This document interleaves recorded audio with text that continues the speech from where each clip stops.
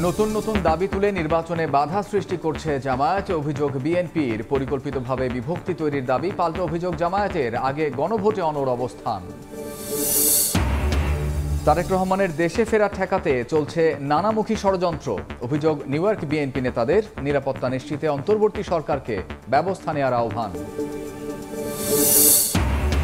চট্টগ্রাম বন্দরের new mooring terminal বিদেশিদের ইজারার সিদ্ধান্তের প্রতিবাদে গণ অনশনে শ্রমিক কর্মচারীরা। নিরাপত্তা ও সার্বভৌমত্ব হুমকির মুখে পড়ার শঙ্কা। নৌকায় খেলতে খেলতে নদীতে নিখোঁজ। জামালপুরে আরও এক শিশুর মরদেহ উদ্ধার। মৃতের সংখ্যা বেড়ে 4। এখনও নিখোঁজ এক। পরিবারে শোকের মাতম।